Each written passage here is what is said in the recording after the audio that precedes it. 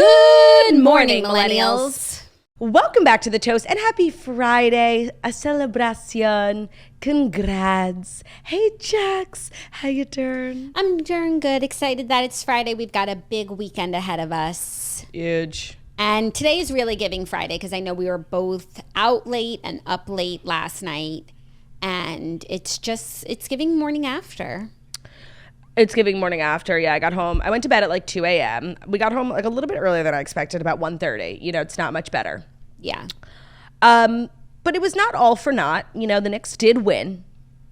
Thank God for that. I told Ben, you don't want to feel my wrath if this team fucking loses. And we drove all this way. Now, I don't want to spoil too much of the evening because I did decide very last minute to vlog it. It was actually Ben's idea. He was feeling like, you know. He was feeling camera ready. He was feeling like he wanted his close-up. He was ready for it. So I won't spoil the evening, but Ben had an amazing time. And that's really why we went. So I'm glad that he did. I'm happy for Ben. I'm happy for you because not only did you get a picture with your man, which we were discussing yesterday on the show, how difficult that can be. Two, because we like sort of made it into this thing and we're like, is she going to get the photo? Talking about it for endlessly.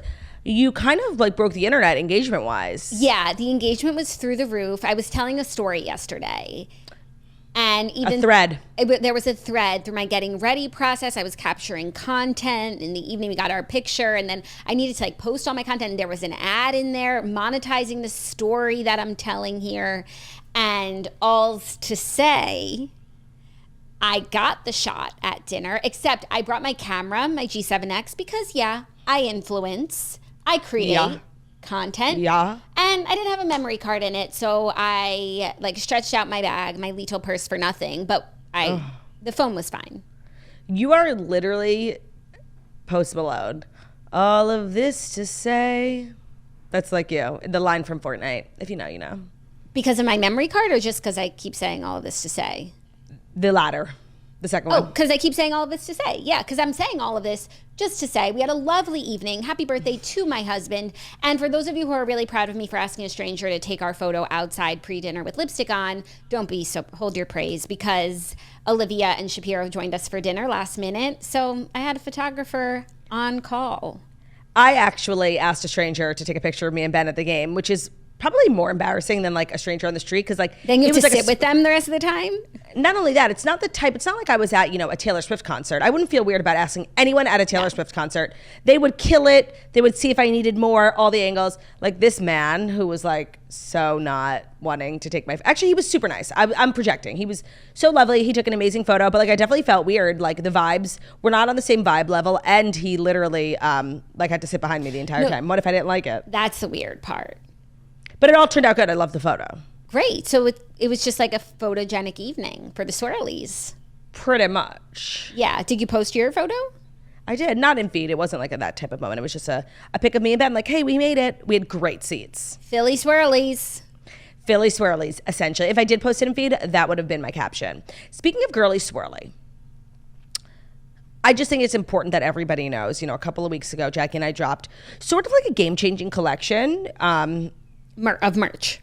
Of merch, yeah. There's like the waves and the impacts it had on the fashion industry is still being discussed, and it will probably for generations to come. I heard next year's Met Gala theme is girly swirly.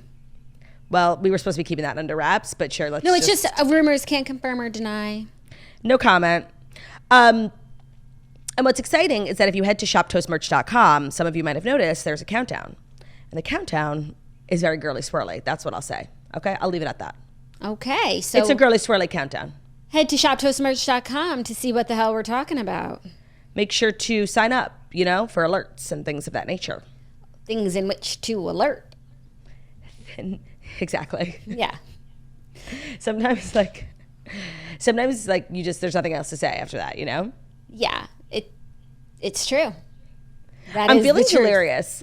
I'm feeling delirious. Probably because you went to bed at 2 a.m. No, and I was thinking this morning, because I'm trying like not to be angry. You know, it's not good to hold on to anger. But who are you angry with? Let it out. Ben. Something that's, because I went with him and it was good. Yeah. But like now I'm feeling tired and groggy, and like I have a really, really busy like next 6 days, and like feeling groggy doesn't behoove me. I'm supposed to run today. Honestly, I don't think I can. Like I feel so run down. And I realized like one of the most important things in the world to me is my sleep schedule. For real. And I know at the beginning of last year, like I'm saying yes to life. And honestly, my sleep schedule was like put on the back burner, but it always remained a priority. And I feel like this year, I'm going to say no to everything that deprioritizes my sleep schedule. I honestly, that's the lesson after Philly. For sure, but it feels like it was just Philly because this hasn't been an issue until yesterday. No, like sometimes, and like I have a hard line. Like I will not do things on the weeknights. Like it's just not, it deprioritizes my sleep schedule. And also like my wind down routine, my bath time, my TV time, my reading time. Like, no, don't ask me to do anything Monday through Thursday or Sunday through Thursday, rather. Okay. Well, Sunday day. Yeah, sorry, I'm talking about just in the evenings. Okay. Like after 6 o'clock, if I have to work the next day, like I need to shut down. Yeah, we were out to dinner really late last night. And I was stressing. I feel like, I'm like, this is late, man. No, I know. It's like a really radical thing to do. I think we got home at like 10:30, later than that. Well, compared to swirling. Oh, and just we got for home. a dinner, like. Yeah. And then I got into bed, like it was 11:30. Great. Did you get into bed and start feeling sad? No, I didn't, because I was reading all the comments. You guys were cracking me up. So happy for me. So many people. You can't feel sad when engagement's through the roof. So many people wondering if I'm on Ozempic, which just means the world to me. I'm so glad you brought that up. It means everything. Thank you, guys. We need to talk about something in your photo. My legs. Do you know what I'm going to... Yeah. Should we be worried? No, the thing is, I don't know why they look so skinny. I didn't edit the photos whatsoever, you guys. I was actually going to call you and be like, did you Facetune? Like, specifically your, like, shin calf area. Like, no, and that's not an area that I'm, like, insecure about, so I wouldn't even think to Facetune there if I was going in. But no, I didn't go in. I think I posted when we were in the car anyway. Like, I could barely do things on my phone in the car. Certainly not moving a photo around. There was no Facetune. My legs, I don't know, they just, like, looked really skinny. I don't think they're that skinny in real life. You don't have to worry. Sometimes like your body will just do things for you. Not always, but every now and then, like your body will really show up and show out for you, like in a photo or just in a moment. And it's also important that we thank our bodies for doing that. So why don't you take a moment, like in a moment of gratitude, to express to your legs? Well, I will always thank my body, like for everything that it's done for me, carried me through. But I also want to thank the headlights on the car that were pointed at me, because I think that they lit up my legs in a way, plus the flash, where it was just like an optical illusion. You know how like it's giving people high contrast. Some people like see a picture and they see Jesus in the contrast. Like I saw thin legs. Well, you can tell Jesus that the bitch is back, okay? Oh yeah, you can tell him for sure. She warned us. She said, it will be over for you bitches, and it looks like it's really over for us. I think, yeah, it's ending for you guys. I'm sorry to say. You can definitely get a few more good times in, but count your days. I would start packing your bags. Yeah, I would. You're out of here. Pack your bags. Pack your bags. Your time is up. It's my turn now. May. So it's Friday, and that obviously means like a whole host of things. What does it mean for the stories? So I have something I want to share with everyone. Rip. What? Rip. Rip what? To the stories. What stories? What? Like this, there's no, like I have some things to say, but there's legit no stories today. I've been sitting in my studio for 45 minutes. Oh, I thought you were saying like you showed up and you're like, I'm not doing it. Even though earlier in the week we were saying the Fast Five is going nowhere. Yeah, no. I'm saying like who knows what will be today. So like don't feel like you're in any sort of rush to get there. Okay. There's not really like somewhere to get to. There could be if need be, but there's all to say like there's not that much going on in the world today. All to say. Yeah. Well, it sounds like it's a great day for Weenie and Queenie of the week, which we do have at the end of the show. So thank God for that. Yeah. And all of this to say, yeah. And it sounds like it's a great day because it's our last show together for a week. Oh, wait, there's a lot of, thank you for bringing that up, a lot of housekeeping announcements. So today is today. Live, this is Friday, this isn't pre-recorded. Tomorrow, Jackie and I are headed to Austin, which is super excited. In the earlier afternoon, Jackie and I are doing a meet and greet at Spritz, our first meet and greet at Target. We just launched in Target, so head over to the Spritz Instagram for all the details. And then after that, Jackie and I are doing a panel hosted by Ms. Taylor Strecker at the Dear Media event. So we're just like kind of giving business attire. The next day, Jack's headed home. I'm headed to LA for the 5K. Okay, finally it's here. She'll stop talking about it after, but like, I will never stop talking about it. I can't believe it's just here. Whatever. And then I'm doing 5 shows in LA. So I just wanted to let everyone know the shows that I'm doing in LA are all being recorded the day prior. So don't expect like gangbusters, pop culture, like breaking news energy. Also, a lot of the people, I have scheduled it so that like the Monday episode, the person is not doing the Fast Five with me. Tuesday, they are. Wednesday, they're not. Thursday, they are. Friday, they're not. So it'll be a good mix of some people whom you probably don't want to hear, you know, the Fast Five with them. You want to hear like a good podcast interview and getting to know them, introducing them to the girly swirly universe. So just keep that in mind. But that is better because all the episodes will be out super early. Since I'm on West Coast time, if I was doing it the same day, the girlies here in New York wouldn't get it till like 3. So yeah. I'm doing, I think, what's best. So next week is all pre-recorded the day prior, guest interviews with Churdy in LA. Then we're back. Now I know what you guys are going to say. It's the Met Gala on Monday. Mm-hmm. It is the Met Gala on Monday. You're a genius. That's 100% true. And that's why it's so important to be a Patreon member. Because if you're going to be looking for some sort of some sort of Met Gala recap, outfits, things of that nature, it will be on patreon.com/toast. So it's really never a bad time. No, never. Certainly not. And I have something exciting for the Patreons next week. You do. I'm working on an exciting project next week. I'm so excited for my week. Let me tell you. What do you have planned for the week off? Oh, just a lot of leisure. Just being a woman of leisure. I'm getting lunch with friends. Manicure? Manicure. I'm actually getting today because of our big work event tomorrow. Like, she will be manicured and pedicured. I think I might get a facial. Oh, okay. She's truly leaning into the leisure. And I'll be making sourdough. Oh. So now it's over for all of you. And that's kind of scary because like we've come to, you know, I feel like people who tune into the show, they know exactly what they're getting. They know exactly who we are. And it sounds like you'll be taking a week off and you'll be coming back an entirely different person. It's literally like, it's going to be a new host. No, I think you know exactly who we are. I think I'm taking the logical next step in my journey, you know? Yep. And I think people have known this was coming for a while. I've been warning you and talking about it for months. So if I don't do it, it's like, what am I talking about? You know, I kind of have to now, like, I've been talking the talk. It's time to walk the walk. Yeah, if you don't do it, you're just going to be one of those people who says they're going to do stuff and doesn't do it, which is the worst type of person. No, I never even said, I'm going to do it and I didn't do it. I've just been like, you know, you just have to continue to grow. And that's the next step. And if you never bleed, you're never gonna grow. And it's all right now. You know? Yeah. I heard a rumor that Taylor and Travis will be showing up at the Kentucky Derby this weekend. I could see it. I could see it too. What are you doing for the Derby? Oh, I guess the Derby's on Saturday. We'll be working. I have no fucking idea. Like, the Derby's not something I keep up with. But I have seen Secretariat. Yeah, everyone's kind of like, I like the Derby. Everyone's excited about it. Everyone's dressed nice. Sometimes there's a horse that is very exciting. I'm pro Derby. I don't think there's like a famous horse this year that everyone's talking about. It's been a little while since there was like a horse. Wait, also, you know how we have that list of things like that there are 2 of? Mm-hmm. I think it's so crazy that there are 2 movies and also 2 horses, like Seabiscuit and Secretariat. I like don't understand Secretariat. I don't understand why we got both movies, like especially if you watch them. Like Seabiscuit, like Loki wasn't even famous. Also, is Seabiscuit real? Yeah. Yeah. Okay. So like Secretariat like was that bitch, but like Seabiscuit got the Oscar treatment, like Tobey Maguire, and literally Secretariat is a DCOM. It's a Disney Channel original movie. Yeah. I don't even know if it ever even hit the theaters. It was like, and it was literally such a more interesting story horse wise. Yeah. Make it make sense. You should read Horse, the book we read for the redheads a while ago.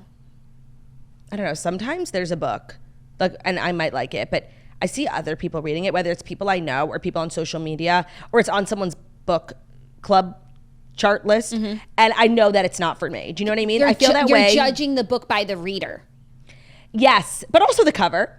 You know what I feel that way about? Like every person I've ever seen who highly recommends Untamed by Glennon Doyle, like those are not my people. Do you know what I mean? And that's not your book. Exactly. Because and I those feel are that way not about your Horse. No, feel that way yeah, about I Horse. would say I wouldn't like if Horse was like a girly swirly recommendation, like you would have already read it by now. If you're interested though in Secretariat and Seabiscuit and like you want more, this is an interesting story about a famous real horse. But is AJ Michalka in the book? Because AJ Michalka is in the DCOM Secretariat and thus making it superior. No, but there's definitely a part for her in the movie adaptation. Secretariat, the DCOM, is so Hannah Montana movie coded. How so? Oh, because of the grandma. The grandma, Miley's grandma in the movie plays like the secretary girl. Secretary. Then, this is not a Hannah Montana movie. Sorry, it's just Hannah Montana. The Jesse from Hannah Montana, he could be the one. He's in the movie too. He plays like some other horse guy's son. And then there's AJ Michalka, who's not Hannah Montana, but she reminds me of that era at Disney. She's in Cowbells that and universe. such. Yeah. Yeah. It's such a good movie. It really is. If you haven't watched it, stream Secretariat. On Disney Plus, because it's a DCOM. What's your favorite DCOM? High School Musical. Okay, but I don't really consider that. Do you know what I mean when I say DCOM? No, I know, but like that was legit a DCOM. Of course. And then it got turned into like seriously $1 billion franchise. But I'm talking about like the one-offs, like sort of, you know. Wish Upon a Star. Katherine Heigl. That's a good one. That's a good one. What's yours? I don't know, because for so many years it was like Luck of the Irish. I loved Luck of the Irish and Smart House. But I actually later in life, like maybe 3-4 years ago, watched Smart House. And it was fucking horrible. Like it was one of the worst movies. Me and Ben, like we couldn't even finish it. So I don't know how they all age. But I will say at the time, probably my favorite was Luck of the Irish. I thought that guy was so hot. Like he was my dream crush. Yeah. He had it going on. He had it going on. Xenon was good too. Yeah. Okay. We weren't like Xenon girlies. No. We were Model Behavior. So good. Pixel Perfect.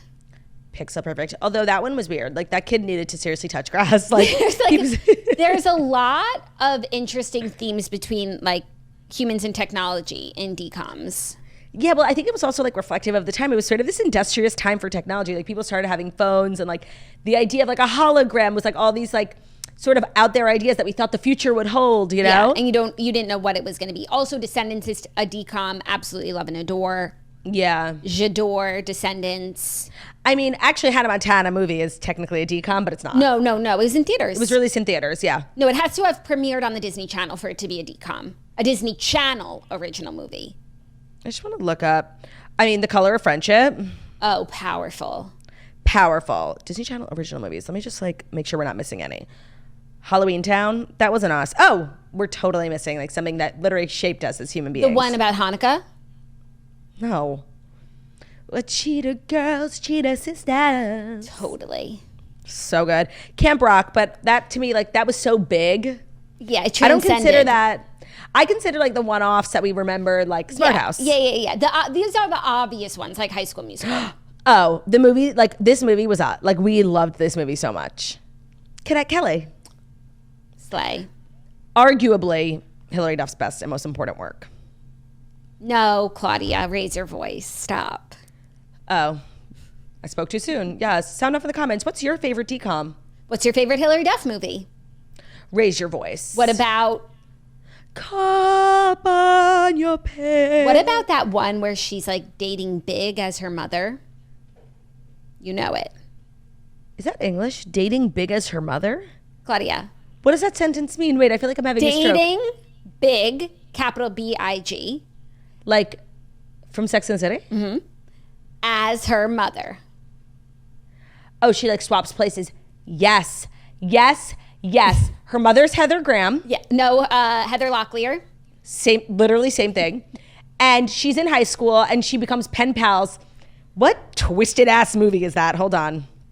Like The Perfect Man or something? Yeah, Heather Locklear, Hilary Duff. That movie was fucking weird. I didn't realize that the male protagonist, The Perfect Man, I didn't realize that the male protagonist in that movie is Big. Dating Big as her mother. Dating Big as her mother. Like, seriously, I had no idea. Yeah, Chris knows, you're right. That should be title. The tagline for the movie. Oh, I thought you meant the title of today's episode. Oh, also good, but you never know where the episode could take us. Oh, yeah. And then, like, her classmate is, like, falling in love with her the whole time, and she's, like, too blind to see it because she's so busy with her mom. Yeah. Lest we not forget A Cinderella Story. Oh, yeah. I mean, Hillary Duff's like discography It or whatever. speaks for itself. We like, seriously, like we could do an anthology of episodes diving into her work. And we would start with Raise Your Voice because that's definitely the one. 1 more mile to Jericho. Okay, you know what? I was thinking about this on my run the other day. Yeah, I run. The word Jericho is like beyond confusing to me. Like, it's biblical, question mark. Yes. I think it's New Testament energy, but it's also a town on Long Island. Like, yeah. I don't understand like Jericho. No, that's a lot of things, you know, that are biblical and then they use them again, like Babylon. Yeah, I guess. Even like Jerusalem, Salem, Massachusetts is named like for Jerusalem. You're lying. That's one of the funnest facts you've ever shared here on the show. Yeah. Jerusalem. But like nobody called it would be called Salem. Maybe it was, and then it morphed. Oh, you really learn something new every day here at The Toast. Yeah, so I think people get inspiration from the Bible all the time. Jericho just is different. I understand what you're saying. It hits different. Like, I remember being a kid watching Raise Your Voice, and she's singing this song about Jericho, like the town 45 minutes away. And I was like, is Hillary Duff from Jericho? And what's the significance? I really, like, it was one of those things that truly, like, stumped me as a young woman. Yeah. Now, I also still don't understand the biblical significance of Jericho because, am I correct in that it's a New Testament term? I want to say yes because I don't know the significance either. Right. And when I listen to the worship music, like, a lot of times they reference Jericho. Yeah, it obviously, like, major things happened. I feel like it might be worth our time just to Google it. Yeah, it might be a good story too. I love a biblical story that can be referenced in everyday life. Tower of Babel. Don't It's you a forget battle. it. It's a cautionary tale. In the biblical book of Joshua, Yehoshua, that's not New Testament, No. was the first battle fought by the Israelites in the course of the conquest of Canaan, which is modern day Israel. According to Yehoshua, the walls of Jericho fell after the Israelites marched around the city walls once a day for 6 days, seventh time on the seventh day, when the priests blowing their horns daily and the people shouting on the last day. Excavations. Wait, I feel like this has something to do with the Sheva Brachas. You know, when you get married in a Jewish wedding, if you've ever seen, the bride walks around the groom 7 times. And they walked around the walls 7 times. This is definitely, Jericho is giving wedding. To bring the walls down. Google it, Claude. We don't have stories. Sheva Bracha wedding. Jericho. No, I don't think there's a... Oh, wait. Also, 7 is just a big number in Judaism. Yeah, but like walking around... Yeah. Okay, hold on. I'm on DallasJewishNews.com.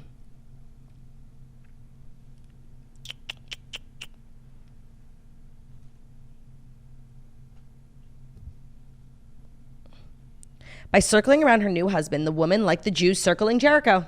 Yeah. Oh my goodness. I totally thought Jericho was like a church thing. I didn't know we were a part of it. And you thought it was like an irrelevant ugly, and it's not. Okay, so there are actually a few different links. Like, I'm sure there's a lot of different interpretations, as there always are. Yeah. 7 circuits derives from the biblical concept that 7 denotes perfection and completeness. This has also been linked to when Yehoshua circled the walls of Jericho 7 times and they were destroyed. Sephardic Jews do not perform this ceremony. Very interesting. I feel kind of dumb for not knowing Jericho is like our thing too. And now I can sing it in my worship songs and not feel weird. Yeah. And go off Israelites. Yeah, you walk that walk, girl. No, you walk. But Claude, you know the Jews have only been in Israel for 70 years when they colonized the land, right? Jackie, Jews need to go back to Poland where they came from. That's what people say. Do you know that? Yeah, no, I know. It's astounding how dumb people can be. And while like saying it with their whole chest and really thinking they're the good guys. They can't really think that though, right? Like look at them. Like look, the way that they're behaving, you think that that's the right side. Listen, I happen to know the good guys. Oh, true. They are not the good guys. The good guys would never. The good guys don't. What? Yeah, literally. Period. Well. Yeah. Well.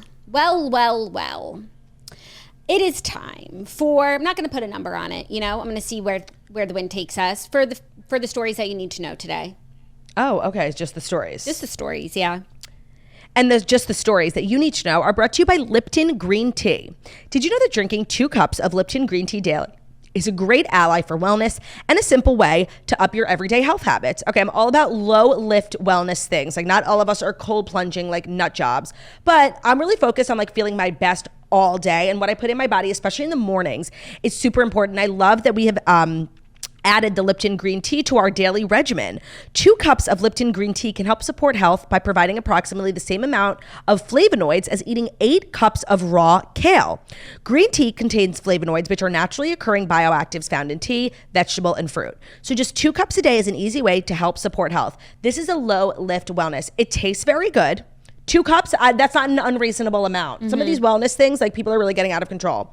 Lipton green tea is a delicious way of getting those bioactives and flavonoids into your diet. Lipton, I just feel like, is like an OG trusted brand. Like, they are the leading brand in tea. And so if you're going to start getting into tea, which is so good for you, the Lipton green tea is a great place to start. And again, it's easy. They literally sell Lipton everywhere. 2 cups a day.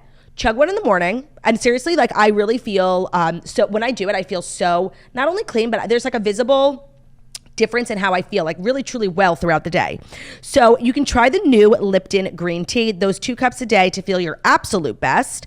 Their signature blend green tea, and they have lemon, peach, and honey ginger green tea as well.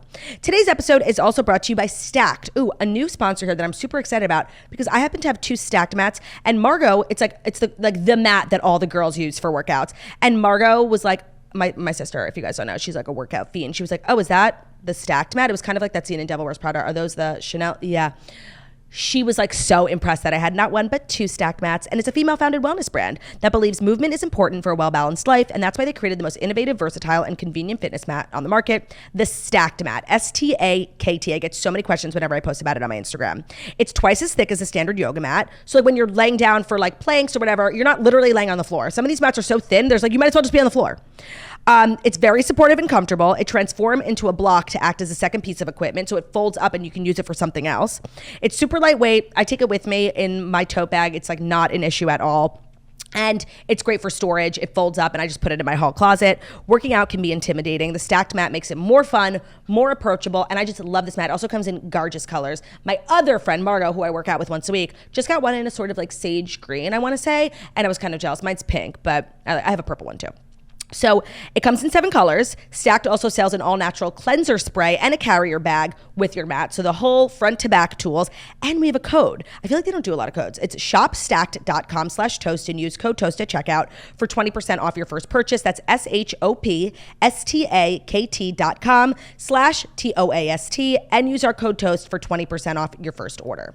Today's episode is also brought to you by Urban Stems, a nationwide floral delivery company, and they are asking you to leave your mom alone this Mother's Day because what moms really want is just some peace and quiet and maybe some flowers from Urban Stems. Their Mother's Day collection is thoughtfully curated to give mom the cherished gift of alone time. Unlike many of their flower competitors, every bouquet is designed in-house and on trend. Every delivery includes a personalized note to your recipient, thoughtfully designed packaging, and a 100% happiness guarantee. You can shop by color, price range, or flower type at urbanstems.com. Choose from a vast selection of bouquets, plants, and unique gifts. Let this ad just serve as a reminder as well, like Mother's Day is super soon. Get your order at Urban Stems. They offer various floral subscriptions as well, which is perfect for ensuring fresh beauty year-round. So this Mother's Day, let the flowers do the talking. Give mom her flowers, leave mom alone, and let her enjoy a moment of uninterrupted tranquility on May 12th. By the way, that's really soon.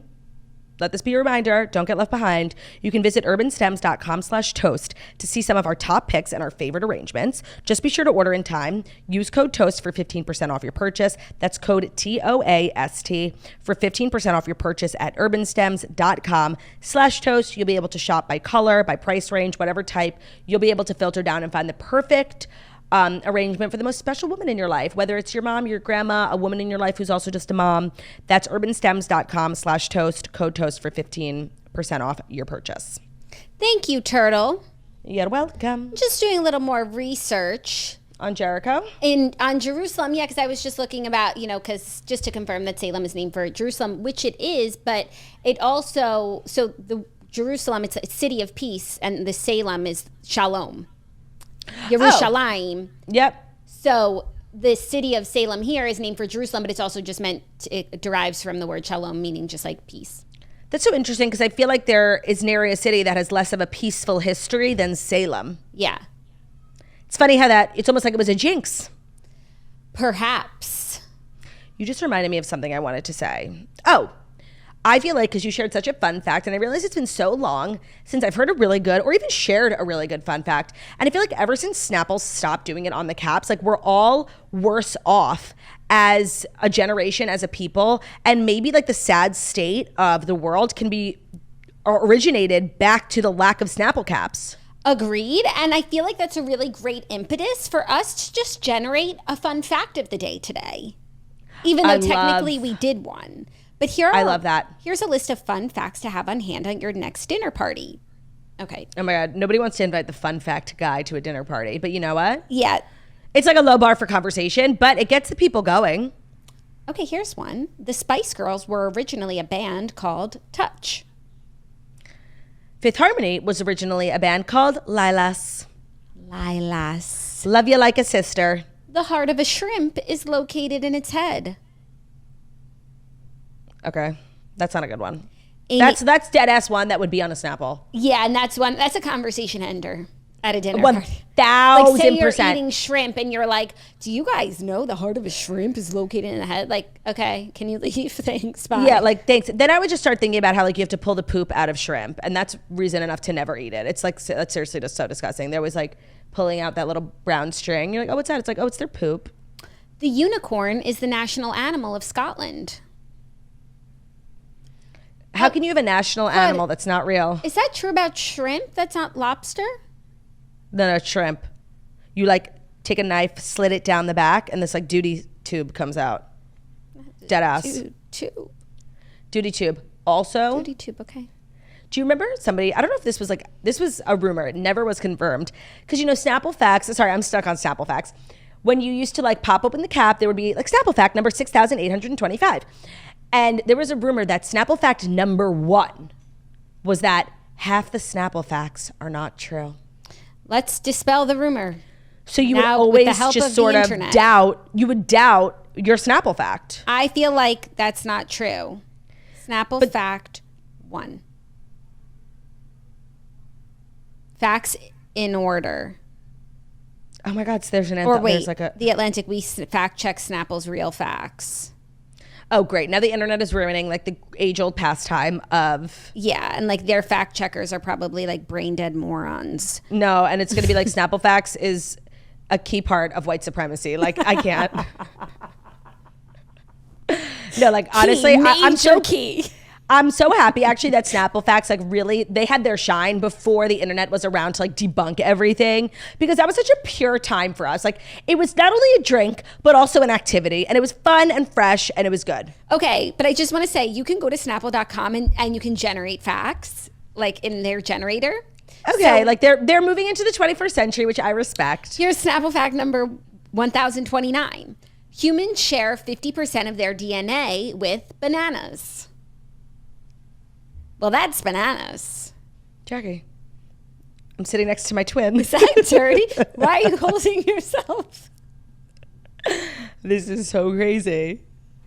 An octopus has 9 brains and 3 hearts. When you think of bananas, what do you think of? Lizzo. How about you? I think of Banana Girl. Do you remember Banana Girl? Was that? Stop. Okay. I also think of like that. There was a movie growing up where like someone was passing out. They needed potassium, like, and then some genius was like, banana. Get her a banana. And now it's like we just take for granted that we know that bananas have potassium. But like in that moment, that person was Albert Einstein. And honestly, I feel like we all learned that. I don't know what movie you're talking about, but I know the scene in my bones. And it sounds like it might have been in a DCOM, like for real. 100%. It's giving like Honey, I Shrunk the Kids. By the way. Might have been. That was a movie about science. Right. And the person just like comes back to life because they've had a banana. Because they had potassium deficiency. No, you're so right. Sound off in the comments what fucking movie that was, because we know you all saw it. Who fainted? And I know that everybody knows exactly what I'm talking about. I know this scene. I could recreate it in my mind, you know? Yeah. But up until that point in human history, it wasn't common knowledge that bananas had potassium. Movie where someone faints and then is given a banana. Like, is there any way that Google's going to know what I'm talking about? If AI is real... Oh my God, you're right, Honey, We Shrunk the Kids. And somebody wrote on Reddit, who else learned that bananas contained potassium by seeing Honey, We Shrunk Ourselves? Maybe the sequel. Okay, wow. That's really, like, that's crazy. Wow. We all just, like, are living the same life. We are all living the same life. Okay, I'm ready for the stories. You don't want one more fact? Sure. Oh, but now there's so much pressure to make it a good one. I don't feel like that one is. Oh, here. Folklore states that if you split a double strawberry in half and share it with the opposite sex, you'll soon fall in love. See, that's where Snapple really lost the plot. But no, but they said it's folklore. So basically they said some, nutty people think. Moron. Yeah. I think fun facts like really have to be based in fact, not folklore, okay? No, I agree, but at least they said this is folklore. They shouldn't have generated that. Like that's not a Snapple fact. Generated it. Okay, what about this? This is like kind of the same but different. Ancient Romans thought strawberries could cure bad breath and chronic fainting. The fact would be that strawberries can cure bad breath and common. That's better. It's rooted in history. Yeah, it's a history fact. There are a lot of facts about strawberries here. Strawberries taste sweeter at room temperature. Okay, so I should stop keeping them in the fridge. No, that's disgusting. This is interesting. I feel like people know this, but they don't realize it. Russia and the United States are less than 3 miles apart. Yeah, and that's how we know the world is round. Oh, no. I'm sorry. I just saw a TikTok about this. They're really not.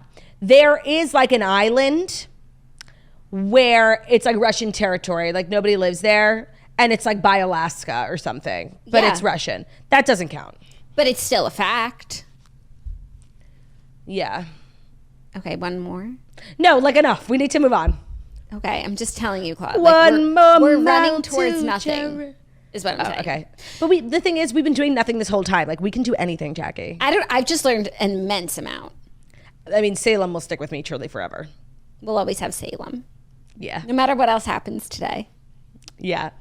But our first story, like this is why I don't want to do the stories. New Kevin Spacey doc reveals the actor allegedly groped a House of Cards cast member on set, made aggressive sexual moves on a schoolmate, and more. So less than 10 months after Kevin Spacey was found not guilty of sexual assault allegations brought by 4 men in a UK court, a new documentary series is due to air, featuring previously unheard of testimonies about the actor's alleged sexually inappropriate behavior. Like, I want to talk about strawberries. No, I'm sick of talking about Hollywood, like disgusting people in Hollywood. They're disgusting, we know. I completely agree. And it's so Hollywood. Like the cycle of Hollywood is so funny how like, not funny, but like they fostered and created this environment where like disgusting predators and like male predators got power and could abuse other people, whether, Kevin Spacey, young men, Harvey Weinstein, women. And so that was like the environment that they created for centuries. Then they finally are like, we're going to do better. Time's up.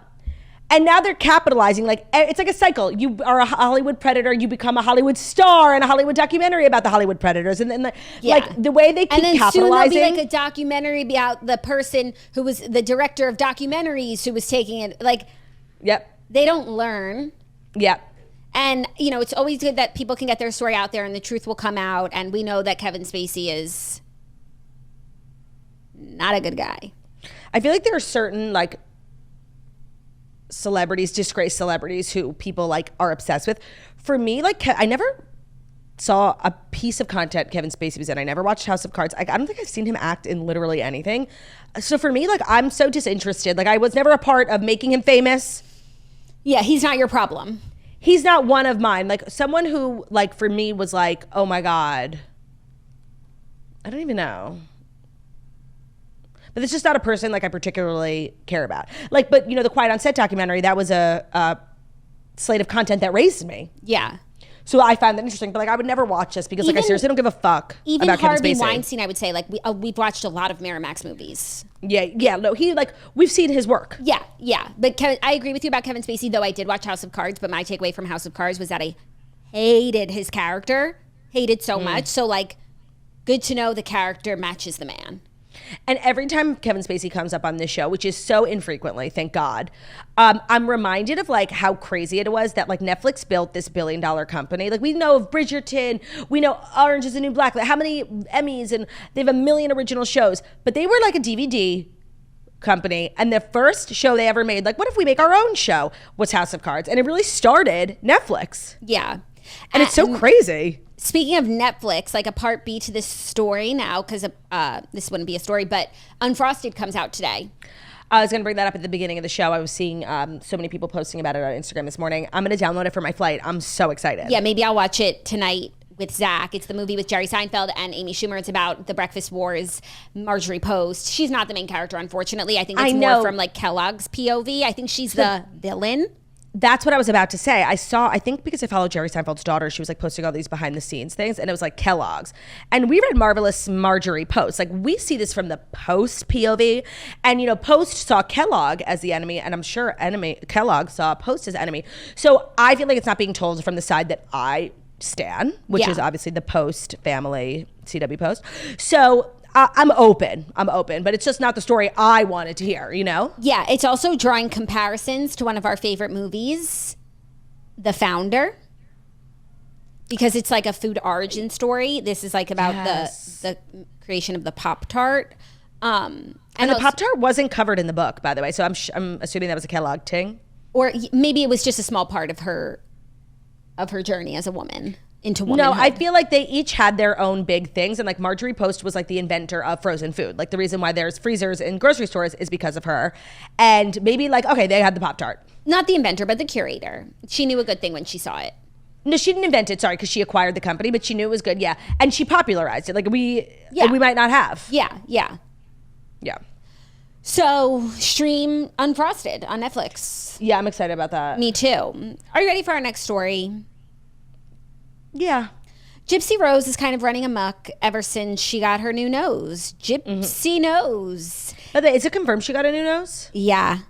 There's pictures, like paparazzi photos of her with a bandage on her nose. She said she was getting a new nose. And now she's posted some glam shots where she's showing off her new nose. Yeah, like celebrity makeup artist Alexis Oakley, who I follow on TikTok, made like a whole series. She's like, I'm glamming. And Alexis Oakley's thing is like, she's dying to glam Hailey Bieber.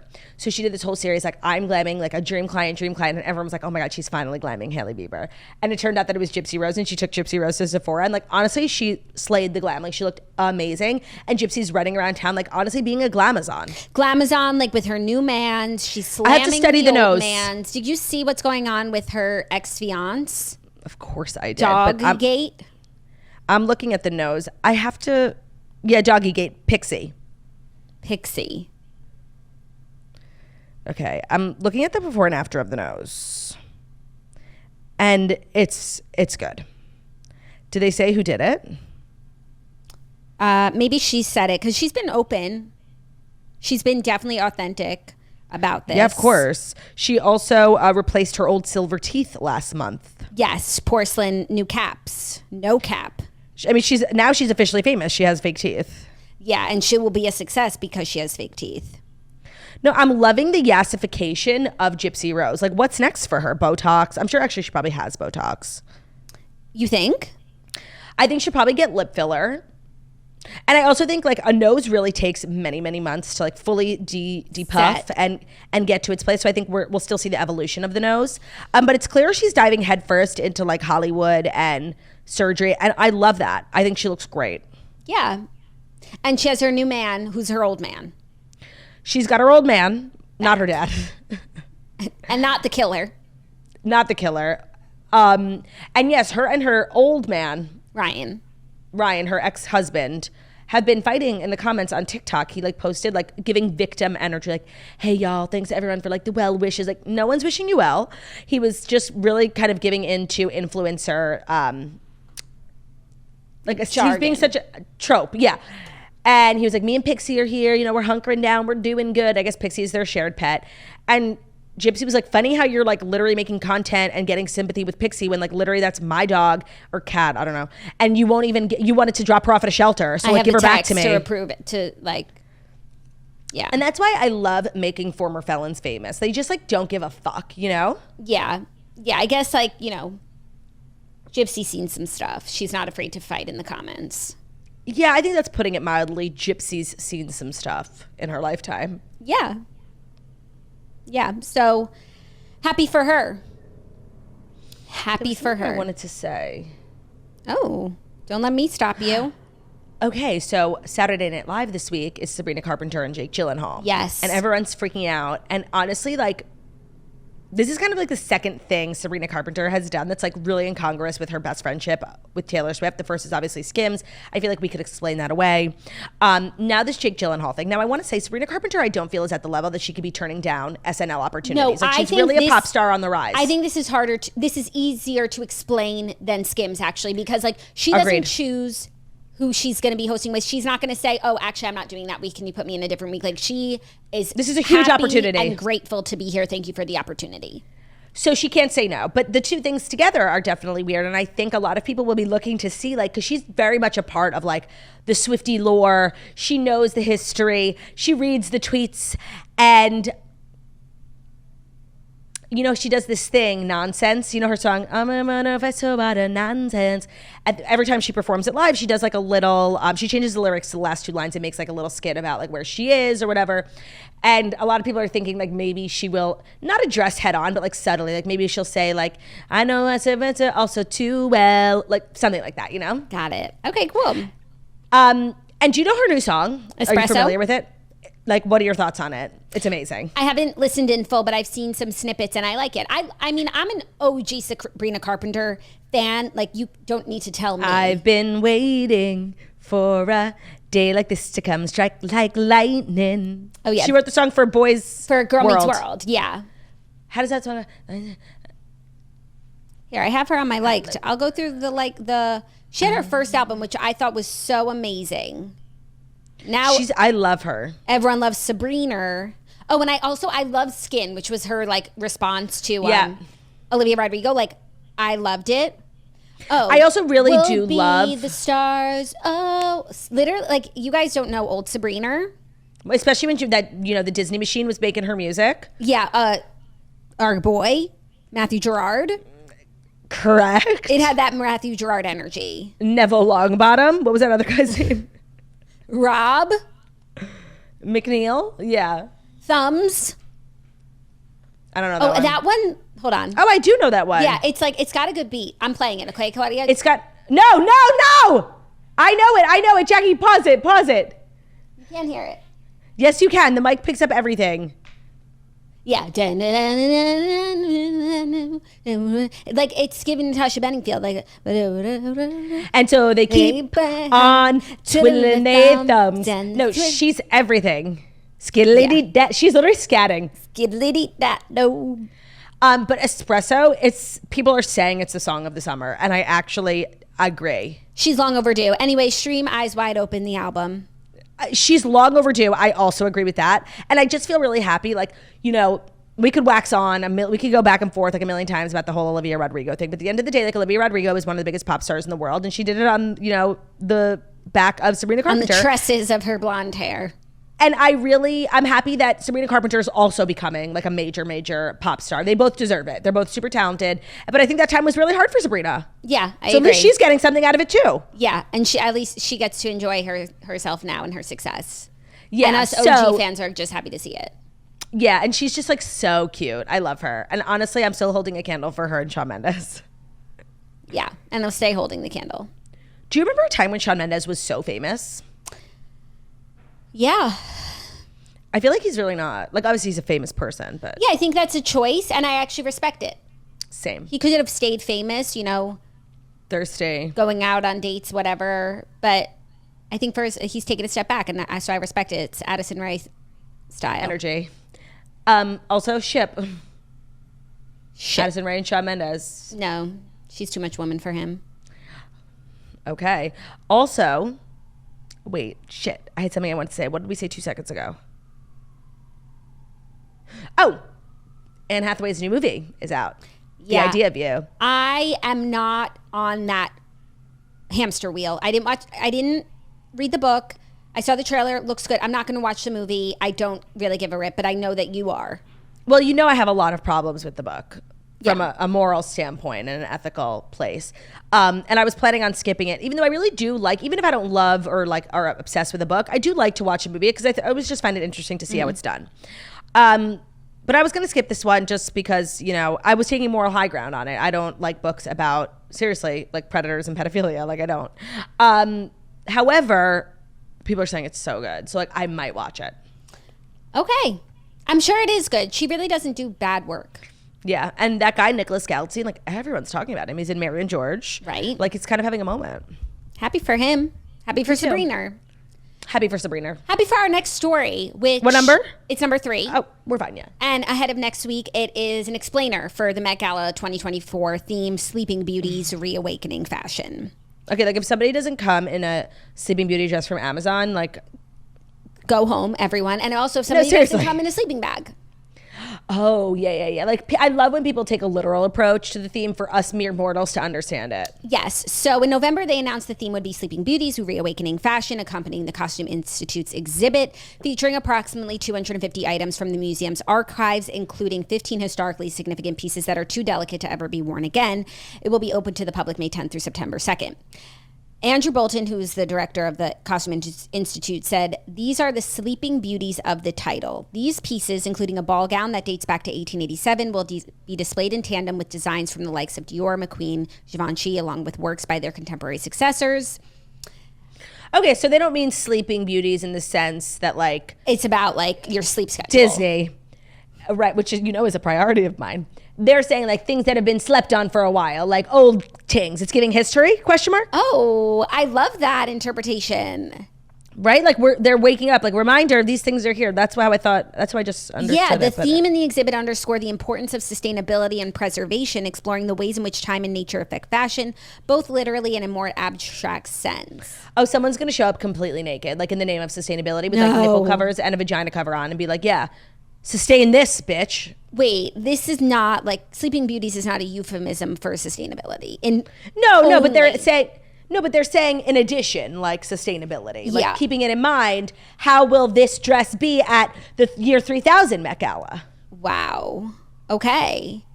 At the end of the day, like no theme will ever be more confusing and abstract than Comme des Garçons, Comme des Garçons. So whatever. Comme des Garçons is a designer. No, it's like a state of being, I think. It's like, it's androgyny. Hold on. Because now, like when there was Carl as the theme last year, like I actually thought that was a good theme because there's so much to do. It's like just Carl's history of work. But Comme des Garçons is a designer. Okay, but I think also the phrase like means something. Now, every May, people who listen to the show are reminded how little like I truly know. So don't quote me on this, but I know, yeah, it's like that brand that makes a little like heart. Yeah, it's a Japanese brand. But I don't think that's what the theme was. I think the theme was like the translation. Hold on, I'm on my way. Also, as much as like, yeah, we sound dumb and whatever, like this is how most people feel about the Met Gala too. We're just like speaking for the common man. In French, it means like boys. Yeah, so that Met Gala was actually more understandable than we thought at the time because it was Rai Kawakubo, Comme des Garçons. He's the head designer for Comme des Garçons, so it was like about his important and influential designs over the past 40 years. Oh, okay. So, I liked Heavenly Bodies. Like, I understood it. The thing is, we didn't understand that because we didn't break it down on the show, and that's why we do what we do. Correct. Now. And I will say a theme that I loved, and I feel like also I now understand because of the Met Gala, was camp. Like that wasn't a word I had heard prior. I remember when we were talking about on the toast, we thought they were all going to be wearing whistles around their neck and a clipboard and t-shirts. Like we literally thought it was giving like summer camp. Now I understand camp, and it's a word I use everyday life. I'm looking camp right in the eye. And I wish I could go back and like relive that Met Gala, now having a full understanding of what camp really is. Yeah, I feel like we feel that way every year. No, and by the end of the Met Gala, like we get it. Sort of. Well, after we see everyone's dresses and then they explain their reference and they like talk like them, you get it as much as there is to get. As much as there is to get, correct. But, you know, you can't go wrong with a sleeping bag this year, an eye mask, set of pajamas. Seriously, a Laneige lip mask. Yeah, it's giving cozy. Cozy vibes. You know who should be there? Bruno. 1000%. If they really cared about fashion, they would have invited him. Well, they don't. We know that. We know that. It's just politics at this point. At this point, yeah. Money. Are you ready for our next story? Speaking of politics and money, to a degree. TikTok and Universal Music Group settle their royalty dispute with a new licensing agreement. Good. So annoying. The months-long standoff between UMG and TikTok over royalty payments and AI policies is finally over, at least for the time being, with the announcement that the two entities have struck a deal to bring the label's music back on the platform. As part of the agreement, the company stated that they will deliver improved remuneration for UMG's songwriters and artists, new promotional and engagement opportunities for their recordings and songs, and industry-leading protections with respect to generative AI. The thing is like, this was annoying, but it was probably most annoying for UMG and their artists. Like, it's really crazy how all-powerful TikTok is. Like, you would think all of the biggest and best music can't be on the platform. Oh my God, TikTok's gonna... They literally were unfazed. Like, it didn't affect the platform whatsoever. People just pivoted and like made content about the lack of UMG. Like, it really... They're almost too almighty to have been taken down by this. So I feel like probably UMG had to concede on a lot of things that they probably didn't want to. Yeah. And they keep on twiddling their thumbs, you know? And they keep on twiddling them thumbs. Bam, bam, bam. I'm happy for us, especially happy for Sabrina Carpenter, because Espresso kept getting taken down. Oh, and like, really? It's really hard for things to become the song of the summer if we can't be popping our pussies to it on TikTok, so. Yeah. Yeah. Well, for you. Yeah, you know, empathetic, yeah. Yeah. You're so empathetic. Yeah, in solidarity. I love that. Are you ready for our fifth and final story? If it's the fifth and final story, that's brought to you by State Farm. It is. State Farm will like this story. Oh, good. This episode of The Toast is supported by State Farm. We know our toasters can agree that nothing feels better than a personal win. Like when you get your final piece of furniture delivered to your apartment, your home feels really complete, hitting a workout personal best during a run, if you will. Maybe you're a toaster who managed to stop for a much needed iced coffee and still made it to work on time, or you found a new pair of jeans that finally fit perfectly. Whatever it is, if you define it as a win, it's cause for celebration. And who's cheering right beside you? State Farm, through all phases of your life. Because with the State Farm personal price plan, you can create an affordable price just for you when you bundle home and auto. So celebrate by breaking out the confetti and those happy dance moves. Talk to a State Farm agent today to learn how you can bundle and save with the new personal price plan. What I love about State Farm is they've got all the girlies covered. If you're super tech savvy, you know, you can do everything on the interwebs, app, website, not an issue. If you're a little bit more traditional, you want to speak to an agent over the phone or in person, you can do that too. Talk to a State Farm agent today. Learn how you can bundle and save with the personal price plan. You know what I'm about to say, Jax. Would you like to say it for me? You mean sing it for you? Yeah. Like a good neighbor, State Farm is there. Prices are based on rating plans that vary by state. Coverage options are selected by the customer. Availability, amount of discounts and savings, and eligibility may vary by state. So say it with me. Like a good neighbor, State Farm is there. Garchi. Today's episode is also brought to you by Saks.com. Jackie and I are saying yes to the warm weather this year, and that means we are stepping up our wardrobes with the help of Saks.com. And I want to say our week of exciting tings like the 5K, the panel, the meet and greet, my week in LA is truly brought to you by Saks.com. I was really not looking forward to all of the things that I had to do because I had nothing to wear. And there's just like, you can't be excited about something no matter how fun it is if you don't know what you're going to wear and you're feeling like insecure with your options. Saks.com makes it super easy to get a jump into spring and summer fashion trends as you're approaching the warmer seasons. So whether you need new boots for festival season, perhaps you're taking a last minute impromptu expensive trip to St. Bart's, or perhaps you're training for a 5K and you need some activewear, they've got you covered for everything you could possibly need this spring and this summer at Saks.com. Saks.com makes it super fun and easy to shop on with brands that we love like Staud, Loewe, and Favorite Daughter. Saks also does a great job of finding up and coming designers so you can hop onto new trends before everyone else. A personal just sort of anecdote about how Saks saved my life. I have these pair of Staud shorts that I bought from Staud directly a while ago, and I looked at them the other day and they were seriously trashed. They were white, and I looked online and they've literally been discontinued, but Saks had my size. Like, seriously, saving lives. With different curated shops like Spring Wedding Guest, the It Girl Closet, Designer Shop, and Date Night, Saks.com makes it easy for you to find exactly what you're looking for. You can find anything from a cozy vibe to a more elevated look at Saks.com, so discover new ways to shop for everything every day at Saks.com. That's Saks.com. Our fifth and final story has been chosen because I was influenced by conversations we've been having on this show. Oh, wow. Okay. Otherwise, you would have gotten 4. Oh, wow. Oh, wow. But I saw this story this morning, and it was harking back to what we were talking about, ancient cities. And there has been a discovery of a stretch of wall in ancient Jerusalem that vindicates the Holy Bible's claim and debunks like what archaeologists have thought for a while. So it's kind of like you have to explain from the start. A scientific breakthrough has exposed the truth about an ancient site in Jerusalem, overturning expert opinion and vindicating the Bible's account. Okay.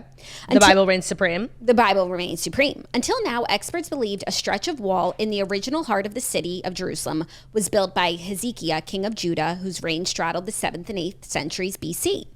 He had seen his neighbors to the north, the kingdom of Israel, destroyed by the Assyrian Empire, and was thought that he built the wall to defend against the invaders. But now, an almost decade-long study has revealed it was built by his great-great-grandfather, Uzziah, after a huge earthquake, echoing the account of the Bible after all. The wall is in the city of David, the historic archaeological site that formed the original town of Jerusalem, according to the Bible. So... Okay, go off, Bible. Go off, Bible. I just feel like this is probably like a shit stain on the resume of these historians. Like, you literally have one job and you can't even do it. It's like seriously humiliating. That's how I felt last night watching the Knicks. Like, not to be so rude, but like up until the very end, they couldn't score any points. And it's like literally, it's almost like you're being paid to make this points. Like, score. For sure. I do feel like being an archaeologist is a very hard job. Like, it requires a certain skill set. I could see how they can get it wrong sometimes. Like, how can you date a rock? Seriously. But they do it. But there are measures in place. It's actually, I think, quite easy to date a rock. There are like ridges and shit. Like, I actually don't think it's hard. I'm just saying, to me, I'm impressed by archaeology and what they're able to do. And there are oftentimes stories like this every once in a while, like, you know, Dead Sea Scrolls will be dug up, like really, really ancient things. And it's always, you know, in Israel, the indigenous homeland of the Jews, and everything that they dig up is just written in Hebrew and just goes to prove the point that the Jews have been there for thousands of years. And it's fascinating. No, I'm going to go back to something you said about archaeologists like being impressive. I don't know. I see them coming in with their little makeup brush, like dusting off a rock. And it's just really hard. I know what they do is important. And I'm not, of course, you know, disqualifying that. I just feel like they're really hard to take seriously with their little glasses and their little makeup brushes. Like, I don't know. And now stories like this coming out, like they've been lying to us. I don't know. No, I'm not buying it. Yeah, I guess they got it wrong. They're man enough to admit that. That takes a big person. And I do feel like that's probably the perfect segue into Queenie and Weenie of the week, because I've just found mine. Archaeologists are your Weenie? No, actually I have an amazing Even Weenie. though like they're verifying the claims of the Bible ultimately? Even though like all of us like Bible thumpers have been like, we've been new, but okay. Right. But it is nice when like, you know, facts in modern times. It is. Substantiate claims made in this book that sometimes people are like, this is a little whack for me, you know? I agree. No, it's nice, you know, for all the haters and doubters, non-believers, but it's also extremely cool. Okay, I have like something to say about the Bible that might make me sound really stupid. And we might need to cut this out, but like I just have a question, okay? Okay. So the pyramids, as you guys know, if you read the Old Testament, Jews were slaves in Egypt. Paro made us build that back-breaking work, you know, terrible. And now the pyramids are standing. And now, of course, there are people who don't like read the Bible or believe in the Bible. It's not their book. Like, I totally understand there's like a million other religions. How do those people think the pyramids like just popped up? Like, what's their, like, who built them according to, you know, non-Bible consumers? Do you know what I mean? Yeah. Well, I guess anyone could have built them according to them. Yeah, but what's like the going theory? Do they think they've just been there for years and nobody knows where they came from? Yeah, like, well, just like anything that was built. Someone built it. Builders. But like there would be history. Like they would know. Where do people who don't believe in the Bible think that the pyramids came from? Like, what's the opposing argument? Do you know what I mean? I don't know that you have to believe in the Bible to acknowledge that the pyramids were built likely by slaves in Egypt. Yeah, I don't know. I just because that's not a I think people who don't believe in the Bible will say like it's supernatural and mystical, and they don't believe in the miracles. But like the facts, the story outside of, you know, the parting of the Red Sea and things like that. I don't know if they still dispute those things, but the history of it. You mean just as a history book. But I think some people have a hard time, you know, who aren't believers have a hard time seeing it as a history book because they don't believe in the whole thing. They just throw away the whole thing. But also people are born into a million different religions. Like, so they just might not even like think about it, you know? Yeah. I think like we're seeing it, of course, through our own lens. Yeah. I don't think they spend a lot of time like thinking about it. They're just like, Right. oh, you know. They have their book, we have ours. Yeah. Got it. Okay. That wasn't like so dumb, right? We could leave that in. No, and I think the people who do think about it, well, your book says this and my book says that, like there's been wars fought over that. Right. It's giving crusade. It's giving crusades. Exactly. Correct. Okay, well, let's dive into Weenie and Weenie of the Queenie. Well, for me, it's always Weenie and Weenie. Oh, man, I just realized I've been slouching like literally the entire time. I told you yesterday you need to keep me like accountable. I feel like in a sweatshirt, it's less noticeable. Okay. But I'll sit up too. I feel like in a sweatshirt, like I look like a linebacker, but it is what it is. Well, are you starting? Are you making a high salary? Cool. What's wrong with being a linebacker? They're professional athletes. Yeah, they are. I don't want to look like a professional male athlete. I think that's okay to say. We all have ideal body types. I think that's rude to the linebackers. Justice for linebackers. Great. I bet a linebacker. I bet that linebacker wouldn't like saying, "Hey, you look like Claudia Oshry" either. Okay. It's a point of pride for him to be wide and big. For me, it's not. I'm just a woman in this industry trying to survive. Okay. Is that okay? Yeah. Yeah. Great. Also, yeah. I was trying to make you feel better, but okay. Like you're a millionaire. Congrats. You're famous and successful. You're on TV. Literally my dream. Okay, Queenie and Weenie of the Week, our weekly segment here that we do every Friday, where Jackie and I just take a look at the week at a glance. And we dole out two very prestigious awards, Queenie and Weenie of the Week. Now, I want to say, I feel like your Weenie of the Week is going to be the terrorists at all the college campuses. How'd you know? Because it's so obvious. But I want to beg you, I want to beg you to reconsider, because Weenie of the Week is really supposed to be fun and lighthearted, and there's literally nothing lighthearted about what's going on there. They're not Weenies of the Week. They're actually the criminals of the week. So I'm actually going to ask you to rescind and think about someone else. Okay, but there are criminals, there are terrorist sympathizers, and there are also like serious weenies there who actually do not know what they're doing there. Of course. And they think that they're revolutionary and they're fighting for freedom and like they are changing the world, and they don't even realize like they're being paid by George Soros to like upend world order. Okay? 1000%. But you're doing great. But I champion everything you say. No, I'm gonna be a stickler for Weenie. I know, I hear you. Could their parents be the weenies? No, because I actually saw a video of this mom who saw her kid on TV, and she went over. She must live nearby. She drove over to campus and grabbed him by the fucking arm and started literally slapping him. I loved it. No, I love that. Like, and she literally said, "Get in the car. We're going home." These kids, like, you need to call their parents. First of all, it's like, where are their parents? How could they have raised such like brain dead morons? Seriously. But then also, it's like maybe that's why they wear the mask, because they're scared of their mom. Yeah, I mean, they also like, "Hi, Mom, I'm a terrorist." I don't know how fair it is to blame the parents. Like, these kids have been away at school for 4 years. A lot of them are like graduate students, maybe 6 years, and they've become radicalized by their institutions. Like, the parents can only do so much. They thought they were doing a good thing. Oh, my kid got into Columbia. Woohoo! I can go brag about it at book club. For sure, but pay attention to what's going on to your child and who's paying for that. You pay attention, please. You're paying, so you gotta pay attention. So my Weenie, which I think really captures the essence of what Weenie of the Week should be, okay, is now I don't want to say Normani because I don't feel like it was her, but at the end of the day, that's the industry we live in. Like, it's going to reflect poorly on you.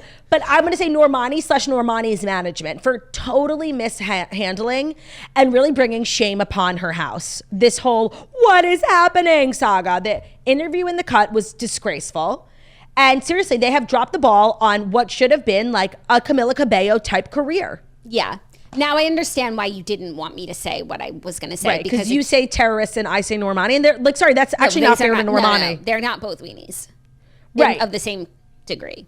Like, Weenie, I think like it needs to remain unserious, you know? I know, I try. And being a Weenie is something you can be, we have said, you can 1 week be Queenie and 1 week be Weenie. So that's it really true. And these people could never be Queenie. Never. And they'll never be Queenie. So I beg you to reconsider. Okay. Reconsidered. Now for Queenie, I wanted to end on Queenie. I want you to go first because I want to have the last word. Okay, I don't like love my Queenie, but honestly, people weren't giving Queenie behavior this week. Let me just say that. Nobody acted in a way that dazzled me. Okay, so no Queenie for you. No, I have a Queenie. It was Melissa McCarthy. Like, I think what the barber thing like could have been really embarrassing for her. Like I would have died. But she handled it with grace. I loved the video she put out. And seriously, like she didn't even address like the Ozempic stuff. Like it's so awkward. Seriously. It had the potential to like start probably like make someone cry. If it was me, like I might have cried. Okay. Who's yours? My Queenie is Claudia Oshry, because she is embarking on a 5K this weekend and she has been working so hard and she has completely changed her life. And she is doing something new and doing something hard. And she's been consistent with it. And we are so proud of you.